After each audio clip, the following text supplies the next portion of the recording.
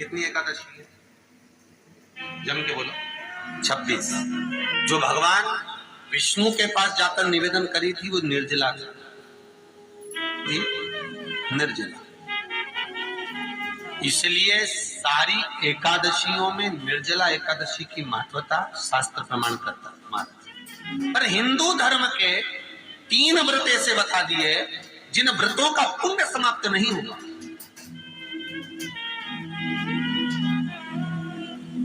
हिंदू धर्म के 3 व्रत ऐसे हो गए जिनका पुण्य समाप्त नहीं हुआ हमारे, क्यों? जिनका पुण्य प्रबलता में बढ़ता गया। पहले नंबर पर एकादशी, दूसरे नंबर पर प्रदोष और तीसरे नंबर पर शिवरात्रि। अब निर्जला के दिन शिव महापुराण की कथा कहती है, स्कंद पुराण कहती है कि आप वर्ष भर की एकादशी का क्रम भले ना करें, पर निर्जला एकादशी के दिन जो तुलसी हम ठाकुर जी को समर्पित करते हैं, वो तुलसी, ध्यान देना, वो तुलसी अगर मान लो आपके पास में रखी है, निर्जला एकादशी के दिन भगवान ठाकुर जी को, शालिग्राम जी को, लड्डू गोपाल जी को आपके घर में, आपके मंदिर में जो आपने भगवान को तुलसी समर्पित करी है, वो तुलसी मान लो तुम्हारे पास रखी है और कोई व्यक्ति को बहुत बहुत ज्यादा कष्ट है शरीर में, बहुत बहुत कष्ट है, थोड़ी सी वो तुलसी चढ़ी हुई ठाकुर के चरणारविंद की, आप उस जीव को दो तो सही, आधा घंटा इंतजार करो, स्वास्थ्य में अंतर आना प्रारंभ हो जाता है उस निर्जला का।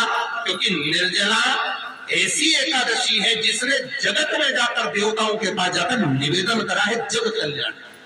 जितनी माताएं एकादशी का व्रत करती, बहुत ध्यान से सुनना आज की कथा को, शायद जिंदगी में मिली ना मिली, पर ये कथा का रास्ता तो बहुत ध्यान से सुनना। स्कंद पुराण यहाँ तक कहती है कि इस कथा के चरित्र को जो श्रवण कर लेता है उसको 26 एकादशी करना भी नहीं पड़ती। इस एकादशी की केवल ये कथा सुनकर ही वो तर जाता है। बहुत ध्यान से सुनना इसको कथा। एकादशी के दिन जब आप जल शंकर को चढ़ाने तो रोज ही जाते, जब एकादशी का दिन रहे और शंकर जी के मंदिर में आप जल समर्पित करें तो 3 बार मुख से स्वधा स्वधा स्वधा या स्वधा स्तोत्र का पाठ, जिसमें 12 श्लोक, 2-4 हैं। पैसा तो आ रहा है और घर में टिक नहीं रहा, डॉक्टर में, पुलिस में, एक्सीडेंट आदि में, कहीं गलत जगह पर, व्यसन में अगर पैसा जा रहा है, जुए में, मांसाहार, मदिरा पान, या कहीं आया पैसा आने में कमी नहीं, आ रहा है पर टिक नहीं रहा, रुक नहीं रहा, कोई मांगने आ गया, दे दिया, फिर वहां से अपने पास नहीं आ रहा, अपन कह रहे हैं भैया हमारा पैसा लौटा दो, नहीं आ रहा। तो महाराज शिव महापुराण की कथा कहती है एकादशी के दिन गंगा के जल में मात्र 7 बेलपत्री डालकर जो नंदीश्वर भगवान अर्थात जो शंकर जी के शिवलिंग के सामने नंदी होता है, उस नंदी के चरण पर गंगा का जल चढ़ाकर बेलपत्री शिव पर समर्पित कर देता है, उसके घर में रुपया रुकना चालू हो जाता है, फिर वो गलत जगह पर नहीं जाता, गलत स्थान पर वो धन जाएगा ही नहीं। तूने मांग तुझे क्या चाहिए। एकादशी ने भगवान विष्णु से कहा, नाथ प्रभु वर दे दो, मृत्यु लोक में जो मनुष्य मेरा व्रत करेगा, चाहे जलचर, थलचर, वायुचर या सांसारिक मनुष्य, मेरा अगर एकादशी का व्रत करेगा प्रभु, उसके यहाँ धन धान्य वैभव सुख संपदा बढ़ेगी और उस जीवात्मा को नरक नहीं भोगना पड़ेगा, सीधे वैकुंठ का उसको वास मिलेगा। जब जीव आत्मा को लेकर चला जाएगा, यम के दूत जब बंदी बनाकर ले जा रहे होंगे उस जीवात्मा को, जिसके प्राण छूटे होंगे, यम के दूत जब बंदी बनाकर ले जा रहे होंगे, तब मुझे वर दो कि मैं इसका हाथ पकड़कर बेतन्नी से पार उतार कर सारे नरकों से निकालती हुई आपके धाम में लेकर आऊं। भगवान ने वर दे दिया, तथास्तु। हे एकादशी सुनो, मृत्यु लोक का मनुष्य अन्न का त्याग कर कर, क्योंकि अन्न में एकादशी के दिन पाप पुरुष रहता है, अन्न का त्याग कर कर एकादशी के दिन जो मनुष्य तुम्हारा व्रत धारण करेगा, उस व्रत को करेगा और उस व्रत को धारण करेगा, उसकी मनोकामना पूर्ण होकर वो मेरे ही धाम को जाएगा। ये तो हुआ एकादशी के जन्म की कथा। एकादशी के दिन गंगा के जल में मात्र 7 बेलपत्री डालकर जो नंदीश्वर भगवान अर्थात जो शंकर जी के शिवलिंग के सामने नंदी होता है, उस नंदी के चरण पर गंगा का जल चढ़ाकर बेलपत्र शिव पर समर्पित कर देता है, उसके घर में रुपया रुकना चालू हो जाता है। फिर वो गलत जगह पर नहीं जाता, गलत स्थान पर वो धन जाएगा ही नहीं।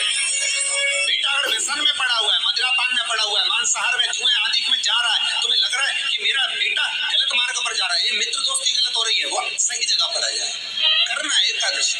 कई लोग इसको धन के लिए भी करते हैं, संपदा के लिए। संपदा के लिए अर्थात जिसका व्यापार नहीं चलता, जिसके घर में पैसा नहीं आता, या नौकरी नहीं लग रही, या सर्विस नहीं लग रही, आप अप्लाई कर रहे हो, जगह जगह जाकर इंटरव्यू भी दे रहे हो और पैसा नहीं आता, तो उसके लिए भी प्रयास किया जाता है। पर उसके लिए यहाँ पर जो धन के लिए करते हैं, उसके लिए विष्णुपति के लिए करते हैं। मतलब जैसे गंगा के जल में तुलसी के 11 पत्ते डाले जाते हैं और उसको किसी भी नारायण के मंदिर में राम कृष्ण शिव शंकर नहीं, राम कृष्ण भगवान विष्णु दत्त आदि जितने नारायण के मंदिर है, उस मंदिर में किसी भी पात्र में, एक छोटे से पात्र में उसको भर कर रखी जाते हैं महाराज। उससे भी जॉब सर्विस नौकरी में सफलता प्राप्त हो जाती है। परंतु वो भी एकादशी को ही होता है। कुछ देर तक पात्र को रखा जाता है, फिर वही पात्र का जल किसी भी वृक्ष के नीचे डाल दिया जाता है, उससे भी नौकरी के लिए फायदा होता है। गंगा का जल कोई साधारण नहीं। दशमी, एकादशी और द्वादशी, इन 3 तिथियों पर एक रोटी में थोड़ा सा मीठा रखकर सोमक पितृ का नाम लेकर यदि गाय को खिला दिया जाता है, तो अगर कोई पूर्वज प्रेत योनि में भी पड़ा हुआ होता है, भटक रहा होता है, जिसको पिंड नहीं मिला, जो अचानक मर गया होता है, अधोगति में चले गया होता है, उस जीव की मुक्ति दशमी, एकादशी और द्वादशी 3 दिन सोमक पितृ का नाम लेकर रोटी में, पूड़ी में मीठा रखकर अगर गाय को खिला दिया जाता है, ये 3 दिन तक, तो वो पितृ कभी भटकते नहीं है, उनको मुक्ति प्राप्त हो जाती है, मोक्ष। नहीं, एकादशी है कौन, क्यों इसकी इतनी प्रधानता है, क्यों इसकी पुण्यता है, ऐसा क्या है एकादशी में जो इसकी पुण्यता मानी जाए? कौन है ये जो भगवान नारायण तक एकादशी का व्रत करते हैं? सुभद्रा जी को भगवान जगन्नाथ ने, जगदीश ने एकादशी का व्रत कराया था। बद्रीनारायण भगवान को माता लक्ष्मी ने एकादशी का व्रत कराया था। क्यों?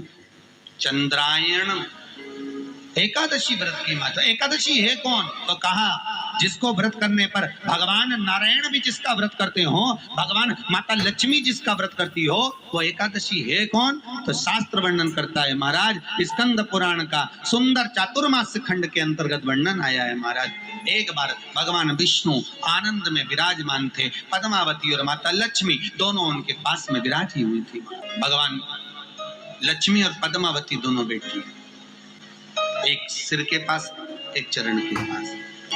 कुछ समय बाद वहीं पर ब्रह्मदेव का आगमन हुआ और ब्रह्मा जी आगमन पाकर भगवान नारायण पद्मावती से लगकर उठे और उठकर लक्ष्मी की ओर झुके।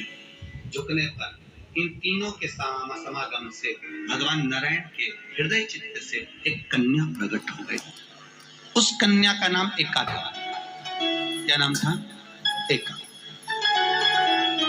अब 10 उसके गुण इतने प्रबल थे, वो 10 गुण उसके बड़े प्रबल थे कि वो एका जिसको निहारती थी उसको संपदावान बना देती थी, जिसको देख लेती थी उसके जीवन में वो आनंद की अनुभूतियां करा देती थी। एका जिस मार्ग से जाती थी उस मार्ग के द्वार खोल देती थी। एका का पुण्य इतना पुण्य प्रकट। पद्मावती और लक्ष्मी ने कहा महाराज ये बेटी आपके द्वारा निर्मित हुई है, इसका कन्यादान करना चाहिए। हमारे यहाँ हिंदू धर्म में रीति है, जिस दिन कन्यादान करा जाता है उस दिन व्रत रखा जाता है। अब आजकल रखते कि नहीं रखते हो मालूम नहीं, पर कन्यादान करते समय व्रत रखा जाता है। व्रत रखना, एका का कन्यादान करना है। भगवान बोले कन्यादान करें, किसको दें? एका किसको दी? एका प्रदान किसको करी जाए? पुण्यता किसको दी जाए?